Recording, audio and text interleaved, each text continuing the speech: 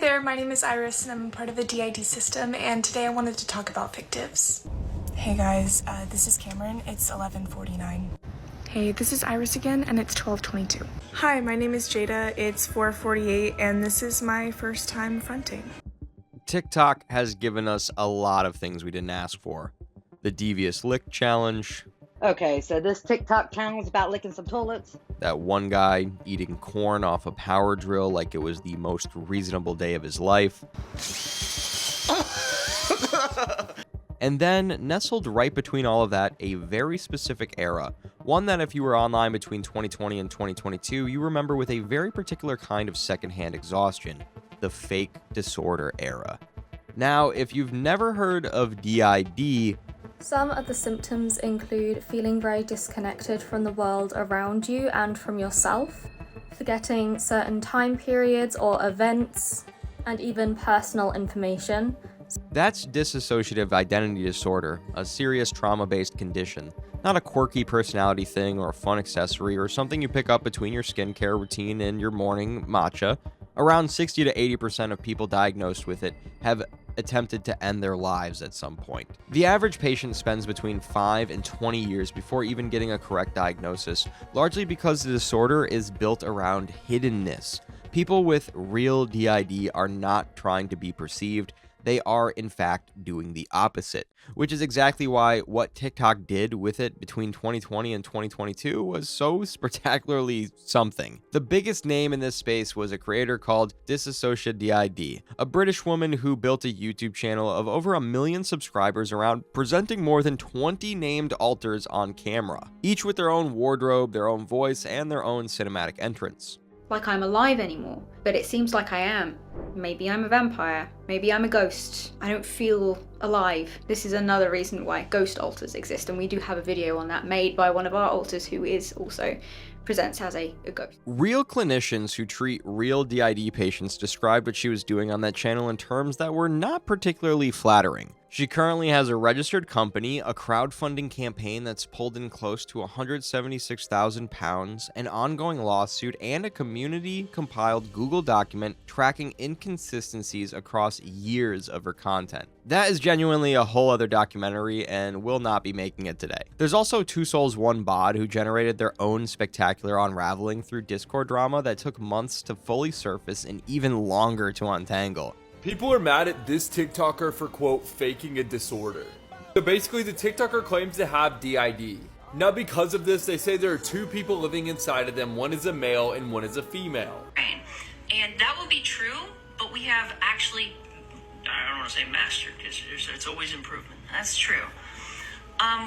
It was an entire ecosystem, a corner of TikTok where the disorder was the product, the alters were the cast, the switches were the plot, and the comment sections were full of people who had developed parasocial relationships with what were supposedly different expressions of the same single human being. Wild times. And we could spend today on any of them. But today, we're talking about the Sprite Company. And no, before your brain goes to where it wants to go, we're not here to crack open the mystery of what's actually in the green can. This is not a documentary on whether Sprite has been hiding something in their formula this whole time, though honestly, that would probably also be a good video. The Sprite Company is a TikTok account run by one person who claimed to be, depending on what day you checked in, somewhere between 5 and 7 people, or 13, or however many had shown up by the time the list was written. 1 minute, you can call them Jackson, 20 years old, body age, host of the whole operation, but catch them on a different day and suddenly it's Jonas, 22, primary protector, makes pancakes, and has a fan base. Miss Jonas, and you might get Cameron, 16, who apparently has no communication with Jonas whatsoever. Then there's Marie, 36, primary caretaker. Then Iris, 21, also a caretaker. Then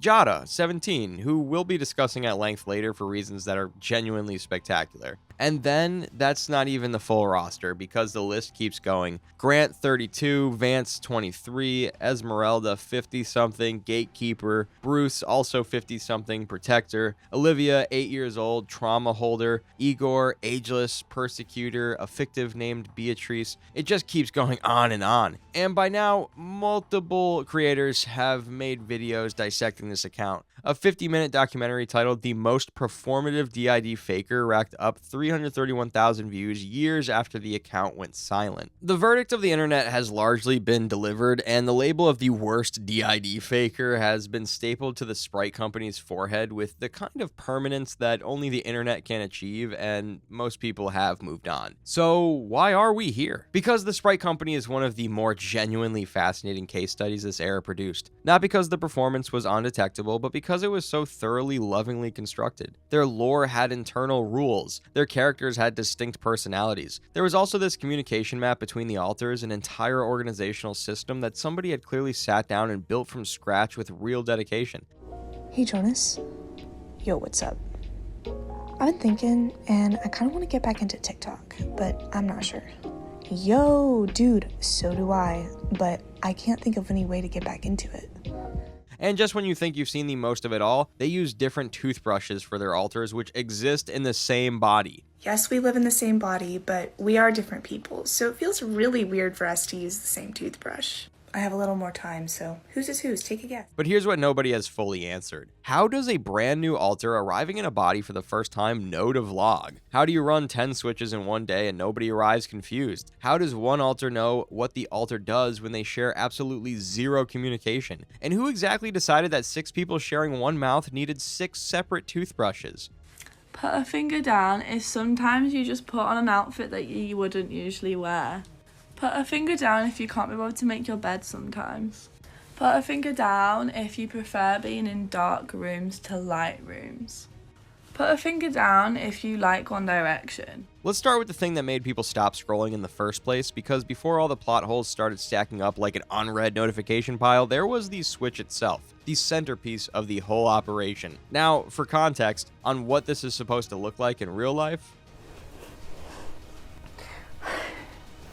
Hi. Hi. You're Minnie? Yeah.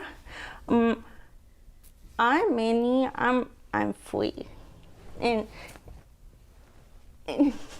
You're 3? Mm-hmm. What do you think about all these cameras? A lot of cameras? That right there is what a clinician documented genuinely captured Switch looks like on camera. It looks somewhat like a slight shift, like a moment of confusion. But now when looking back at it, the Sprite Company, you can almost taste the fakeness in whatever drama they keep pulling off on camera.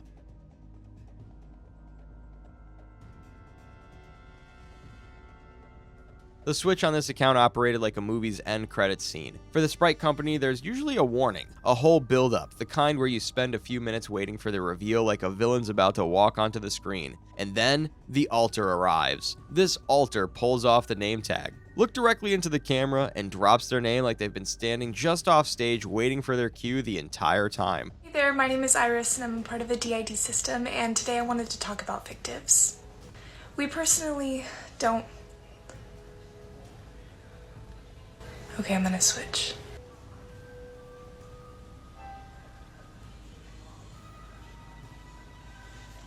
Fuck off.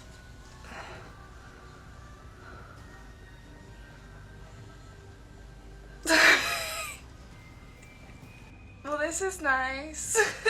This is Jackson. I haven't been here in a little while. This is... wow.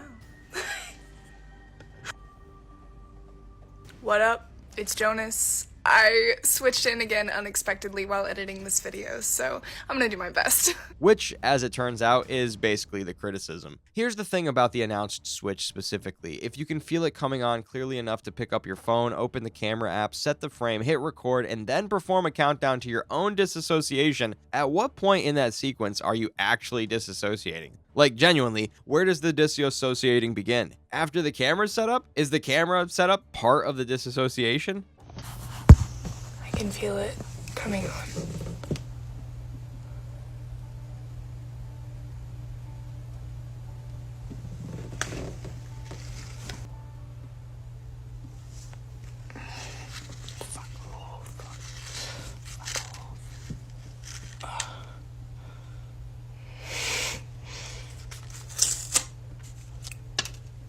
Guess the player.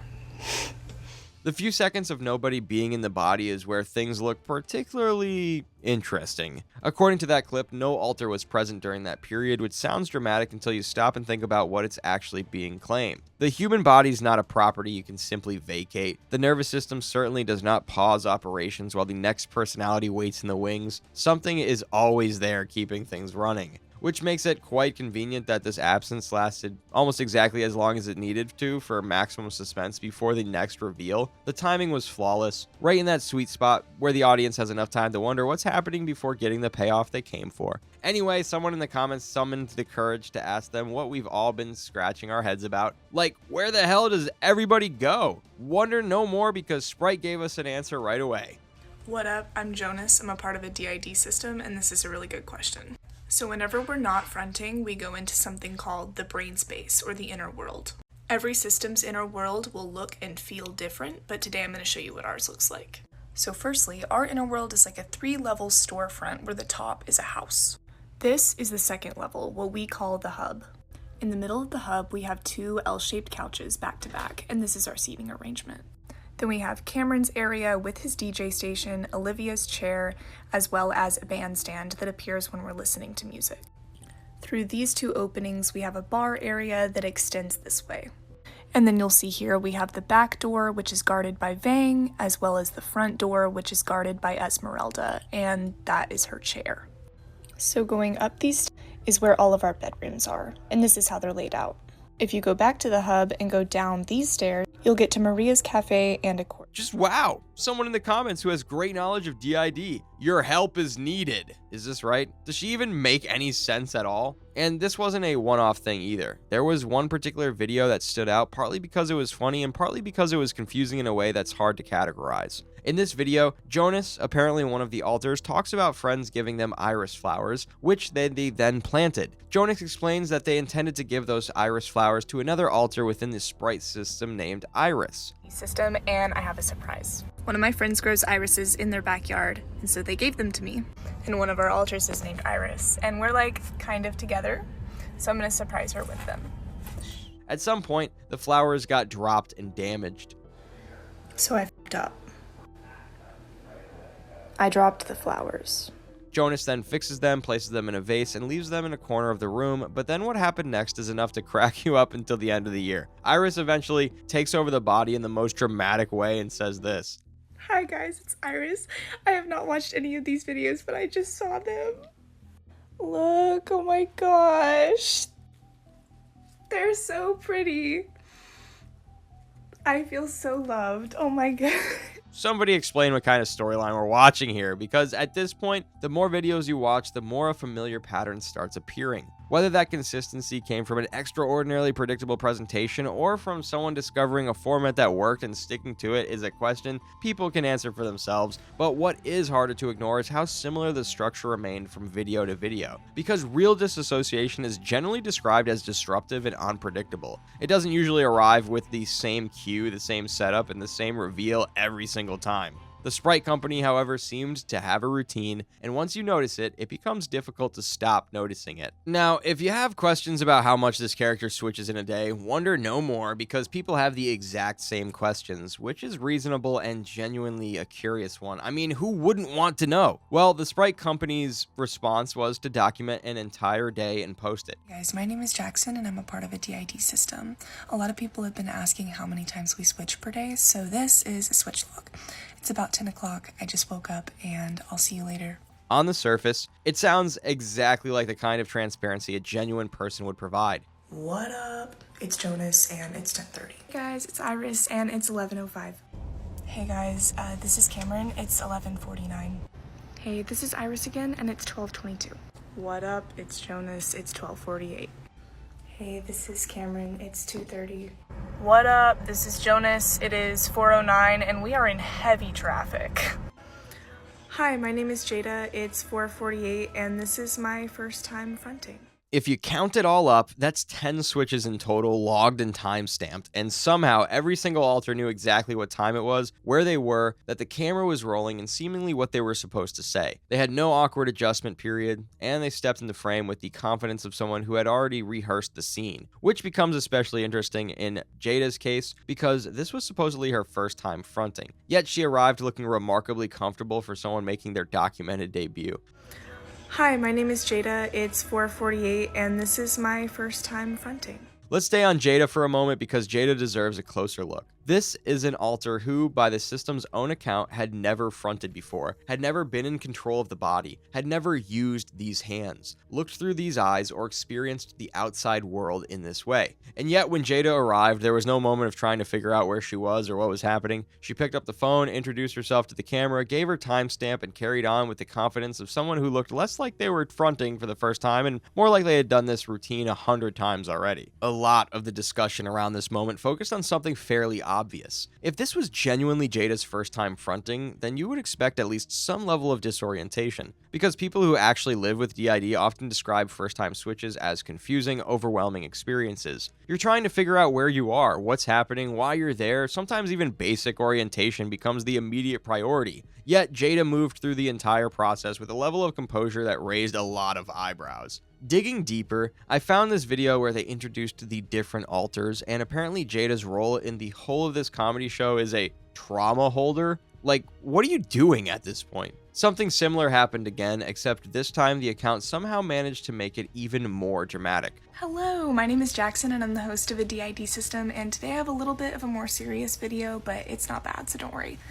So about an hour ago, I fronted to this letter left by a new alter, apparently. You can pause to read. At one point during the Sprite's run, Jackson fronted and discovered a letter from a brand new alter. According to Jackson, the message was essentially, "I don't know where I am, I'm scared, I don't understand what's happening," and Jackson's response to this discovery was to write a manual. For new alters, complete with explanations about DID, explanations about alters, information about the host, and a full breakdown of everyone currently in the system, you could basically call it an orientation packet, the kind of thing you normally receive on your first day at a new job. Except this wasn't a new employee. This was supposedly a frightened alter who had just arrived with no idea what was going on, and Jackson wasn't even finished there. He planned to print it.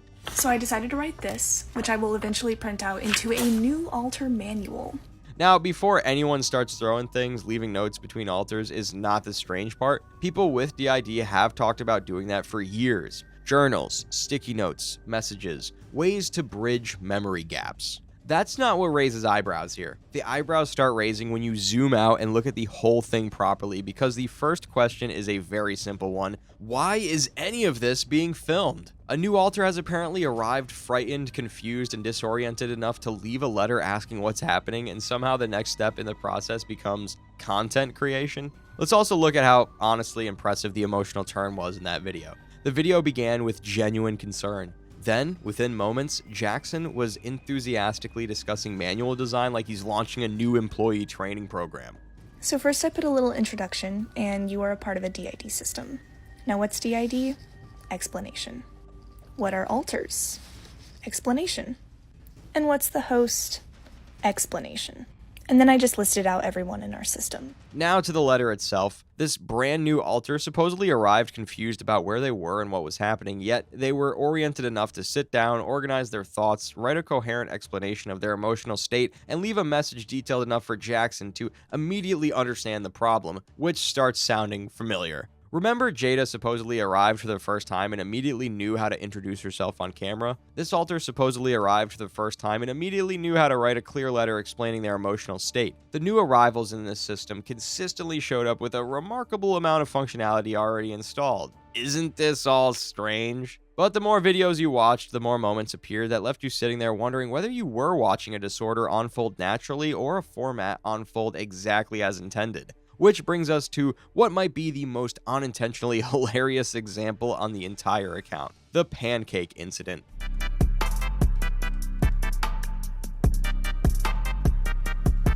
Jonas wanted to do something nice for Iris, so he made her pancakes. He plated them up, sat down at the table, closed his eyes, and then Iris spawned in.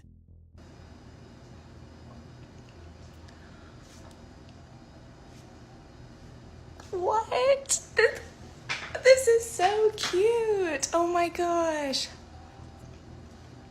I feel so loved. Now, according to Sprite Company, this happened through something called a nudged switch. The idea is that one alter can sort of encourage another alter to come forward. Fine. However, the switch itself isn't where things get weird, the pancakes are, because the entire premise of the video rests on one very important detail. Iris doesn't know the pancakes exist. That's the whole joke. Jonas spends time making them, Jonas sets them up, Jonas prepares the surprise, then Iris arrives and discovers them. That sounds like a cute setup, until you remember that Sprite had already uploaded another video explaining in great detail who could communicate with who shared memories, who shared awareness, and who was co-conscious. And according to that explanation, Jonas and Iris weren't exactly strangers living in separate zip codes. They could communicate. They shared awareness, which creates a tiny little pancake-shaped problem. Because if Jonas knew about the pancakes, and Iris was aware of what Jonas was aware of, then who exactly was the surprise for? Hey guys, this is Jonas. I wanted to talk a little bit more about dissociative amnesia and how it affects us as a system. So as a recap, dissociative amnesia is where memories are not fully relayed between alters.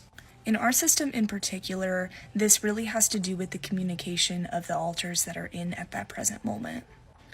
I personally have pretty good communication with Jackson, and usually when he or I are fronting, we're going to be somewhat co-conscious. Because of this, usually I can remember most of what Jackson does, and he can remember most of what I do. On the other hand, I don't have any communication with Cameron, so usually when Cameron and I switch out, I don't remember what's going on, or he doesn't remember what's going on. At this point, the logic starts bending itself into shapes it was never designed to make. The more communication, the more memories, and the less communication, the more amnesia. I hope that makes sense. The account wanted Jonas and Iris connected enough to communicate when the explanation required it, but separated enough to preserve the surprise when the pancakes required it. At that point, keeping everything consistent starts becoming difficult, because if they share awareness, the surprise doesn't really work, and if they don't share awareness, then parts of the earlier explanation start wobbling. The rules seemed to shift depending on what the video needed at that particular moment. Whatever was happening, the timing was remarkably convenient. The pancakes, meanwhile, looked excellent, which in fairness, makes them one of the least controversial things in the entire video. Now, the pancakes were strange, obviously, but the toothbrush's plot hole had stranger things looking like child's play. Because while the pancake situation at least involved a sequence of events that required several explanations to unpack, the toothbrush situation managed to raise questions immediately. Hello, my name is Jackson. I'm the host of the DID system, and today we're going on a trip. So I'm going to show you what it's like to pack as a DID.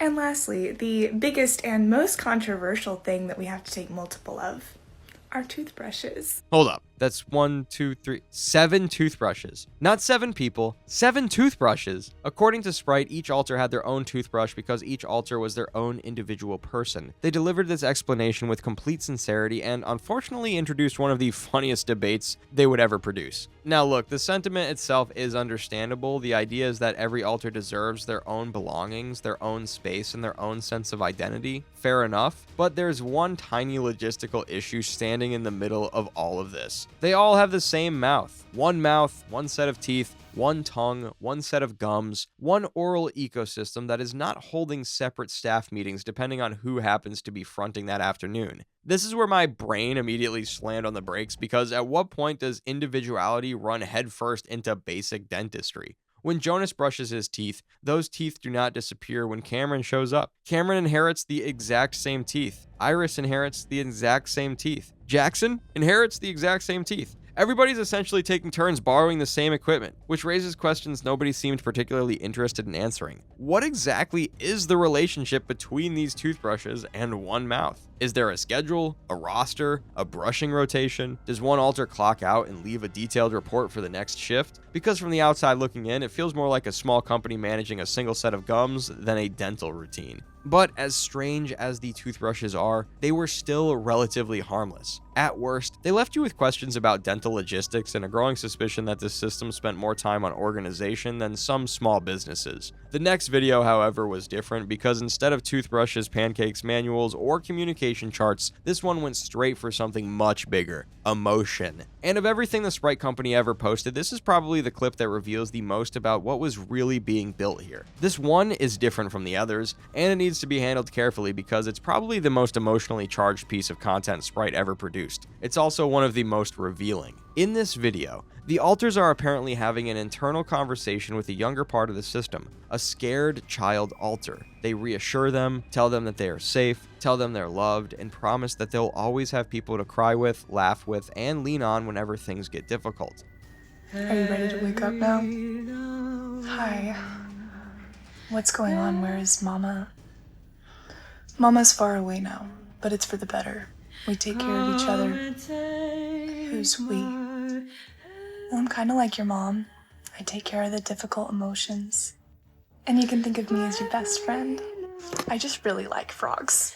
Thank you for the interruption, Hattie Law. So what's next? What do I do now? The world is a hard place for people like you. But you don't have to go through it alone.